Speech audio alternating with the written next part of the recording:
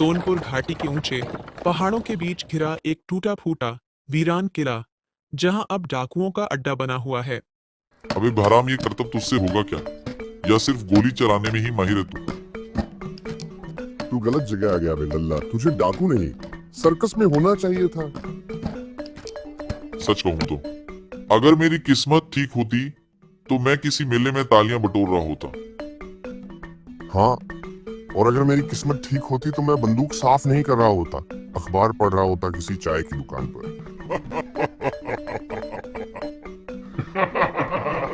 सरदार सरदार, एक तांगा आ रहा है घाटी वाले रास्ते से। 4 मुसाफिर हैं उसमें। पक्की बात है, माल भरा पड़ा है। तांगा इस घाटी से? चलो लड़को, तैयार हो जाओ, बंदूकें भरो और याद रखो, जो ज्यादा बोले उसे जमीन पर सुला देना।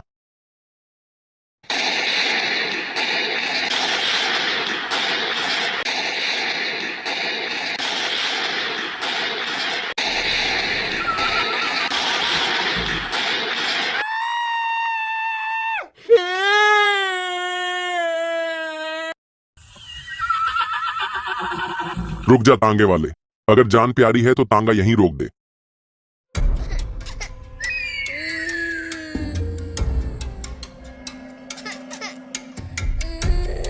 झोला नीचे रख, पैसे गहने खाने का डिब्बा जो कुछ है फेंक दे नीचे। बेटा कुछ मत ले जा, बच्चा साथ है, खाने का सामान है बस। तू क्या हमें भीख मांगते समझ रहा है? हम छीनते हैं, दया नहीं करते।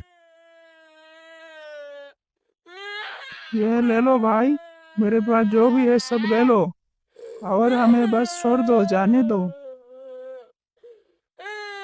रो क्यों रहा है छोरे? ये तो रोज का खेल है यहाँ।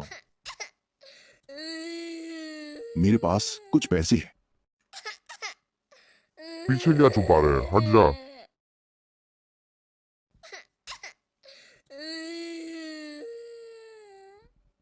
याद रखना, ये सोनपुर घाटी है। यहां से जो जिंदा जाता है वो किस्मत वाला होता है। अब भाग यहां से, वरना लाशें भी वापस नहीं जाएंगी। रतनपुर गांव।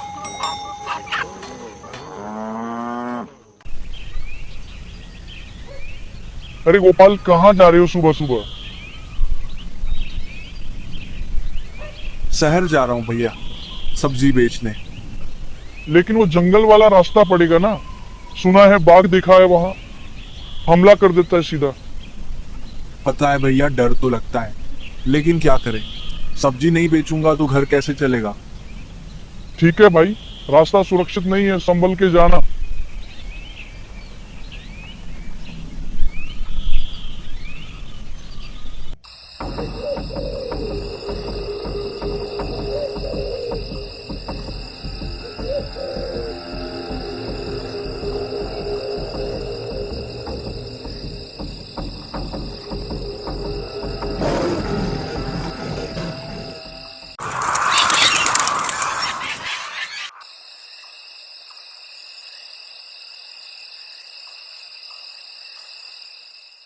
ये कहानी है रतनपुर गांव की।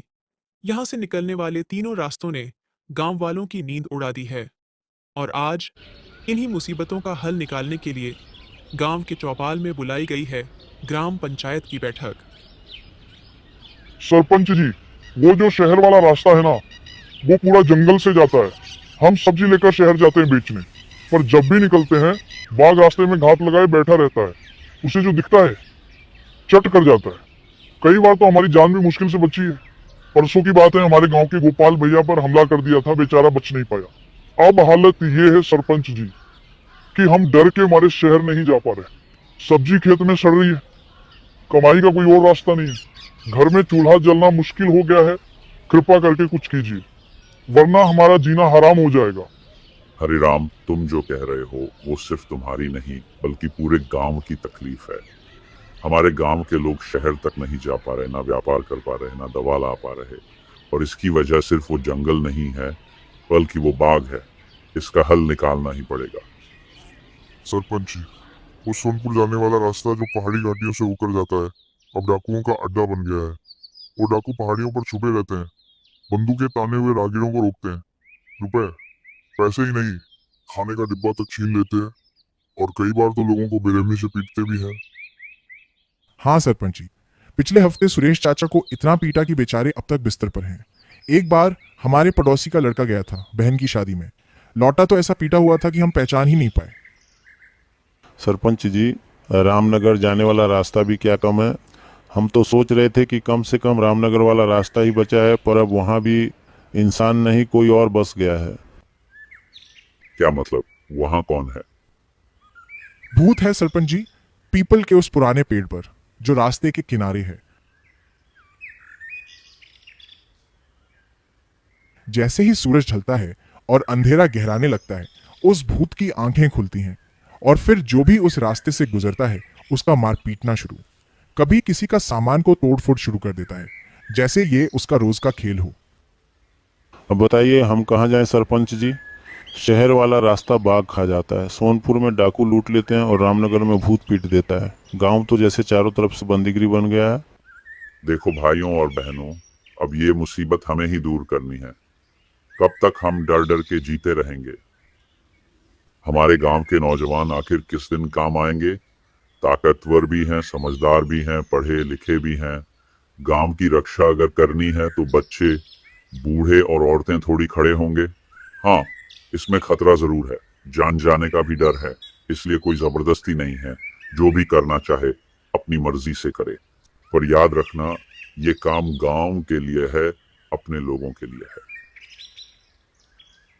और एक बात, मैं अपनी बेटी के लिए वर ढूंढ रहा हूं, और जो नौजवान इन तीनों रास्तों की मुसीबतों को खत्म करेगा उससे मैं अपनी बेटी की शादी करूंगा, क्योंकि जो पूरे गांव की हिफाजत कर सकता है वो मेरी बेटी की जिंदगी भी संभाल सकता है।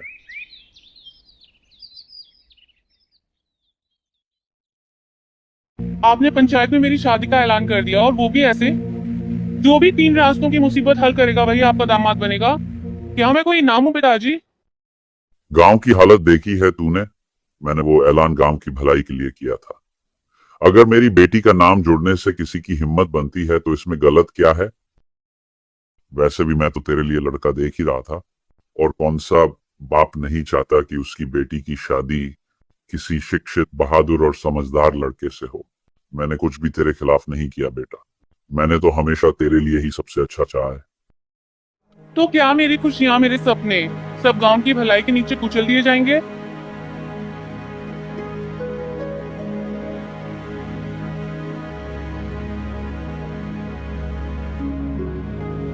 तू बहुत छोटी थी जब तेरी माँ हम दोनों को छोड़कर चली गई थी। तेरी हंसी ही मेरी दुनिया है। तू उदास होती है तो मैं चैन से सो नहीं पाता हूँ। आपको वो लड़का पसंद नहीं, मुझे मालूम है, लेकिन उसने कभी मेरा साथ नहीं छोड़ा पापा। जब मैं स्कूल में फेल हुई थी, जब मैं बीमार पड़ी थी, हर बार वो ही मेरे पास था। आपको वो कमजोर लगता है, लेकिन मेरे लिए वो मेरी ताकत है। अगर वो लड़का इन 3 रास्तों की मुसीबतों से निपटने की हिम्मत दिखाए तो मैं भी साबित कर दूंगा कि मेरा फैसला जिद नहीं, बल्कि गांव की भलाई के साथ बेटी की खुशी का भी है। क्या मतलब पापा? मतलब जो मैंने पंचायत में शर्त रखी थी वो अब तू जिसे पसंद करती है उस पर भी लागू होती है। अगर वो गांव के इन 3 रास्तों की मुसीबत खत्म कर देगा तो तेरी शादी उसी से करूंगा, क्योंकि जो पूरे गांव के लिए लड़ सकता है वो तेरे लिए भी सही होगा।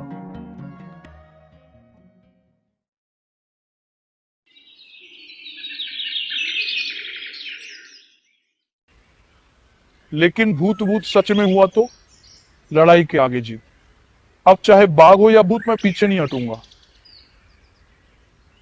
ठीक है, अगर भूत से बच गया तो अगली चाय मेरी तरफ से, नहीं बचा तो तेरे तिरवी की चाय भी मैं ही पिलाऊंगा। इस बार नाम कमाने का मौका है, वरना जिंदगी भर चप्पल सिलते रहूंगा लाला जी की दुकान में। जोश ठीक है, पर होश भी रख, कहीं नाम कमाने के चक्कर में जान गंवाना ना पड़ जाए। सोचो जरा, लोग जब कहेंगे यही है वो लड़का जिसने बाघ को पछाड़ा, डाकुओं को भगाया और भूत को हटाया, छोटे बच्चे तक नाम लेंगे हमारा। और उस दिन के बाद कोई हमें हल्के में नहीं लेगा, ना गांव में ना रिश्तेदारों में।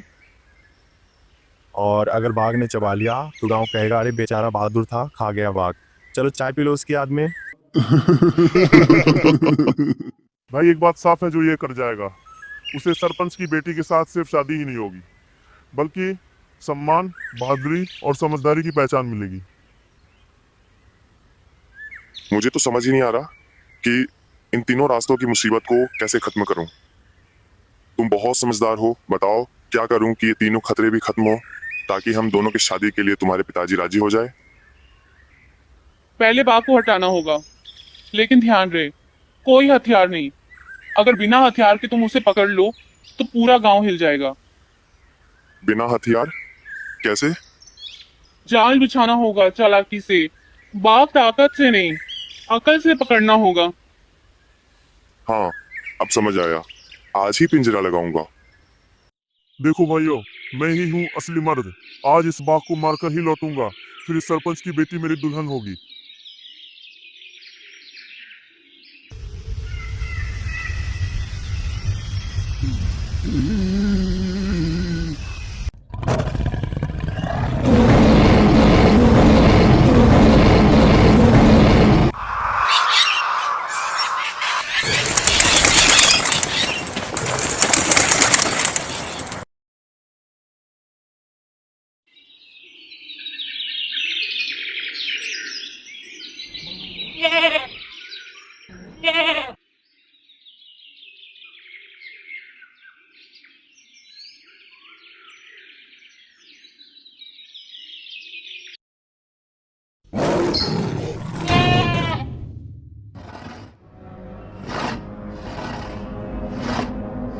अब इस भूत का खेल खत्म।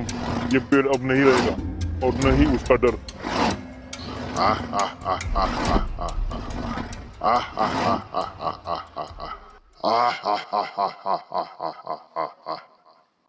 तुम इंसान, मेरा घर तोड़ेगा, एक एक का गर्दन मरोड़ दूंगा।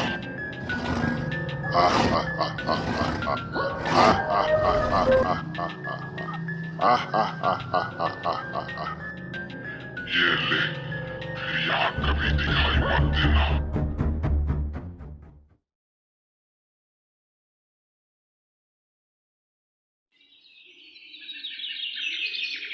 ना बाघ का सामना कोई कर पाएगा, ना भूत से बच पाएंगे।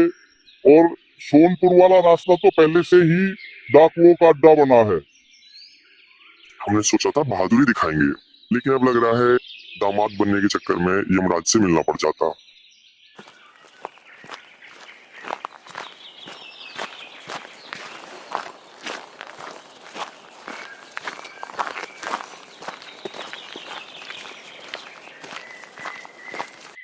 लो, सरपंच जी भी आ गए। सरपंच जी गांव के नौजवान भूत से भिड़ने गए। कोई डर के मारे भागा, कोई घायल होकर लौटा। भूत को देखने की हिम्मत किसी में नहीं बची। अब सबका जोश ठंडा पड़ चुका है। माँ के सामने खड़ा होना आसान नहीं है सरपंच जी, वो तो सीधा गले पर झपटता है। और वो डाकू के पास वो बंदूक है, उनसे लड़ना बहुत ही मुश्किल है। ये है वो बाघ जिसने हमारी राहें बंद कर दी थी, लेकिन इससे मैंने एक भी हथियार का इस्तेमाल किए बिना खून बहाए मैंने बाघ को पकड़ लिया है।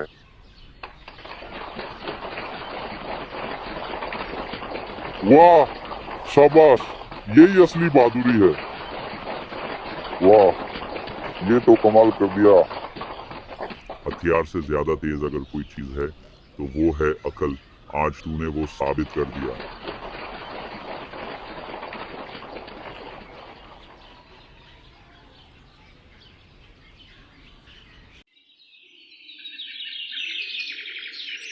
तुमने यहाँ क्यों बुलाया? तुम्हारे पापा देख लेंगे तो बड़ी गड़बड़ हो जाएगी। पापा को पता नहीं चलेगा, तुम टेंशन मत लो। मैं तो बस ये पूछना चाह रही थी, अब दूसरे रास्ते का क्या करें? वो डाकू तो इतने बेरहम है कि किसी को जिंदा नहीं छोड़ते। मेरे पास एक आइडिया है। डाकू भी इंसान होते हैं और इंसानों को सबसे ज्यादा क्या चाहिए? खाना। हम स्वादिष्ट खाना बनाएंगे, पूरी सब्जी मिठाई, लेकिन उसमें हल्का जहर मिलाएंगे। खाना गधे की पीठ पर बांध देंगे और उन्हें उसी रास्ते पर भेज देंगे। हाँ, ये ठीक रहेगा। मैं खाना रेडी करके देती हूँ।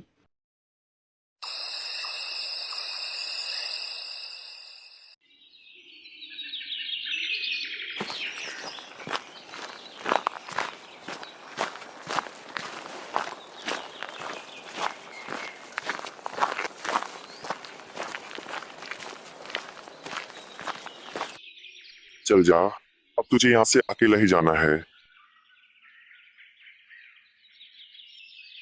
अरे रुक जा बे गधे, लगता है इसका मालिक हमारे डर से पहले ही भाग गया। अरे इसमें तो पूरी सब्जी है, मुझे तो लगा था कि ये डब्बा खाली है। अरे वाह, आज तो खुद खाना चल कर आया है। ले चलो अड्डे पे, सब बांट के खाएंगे।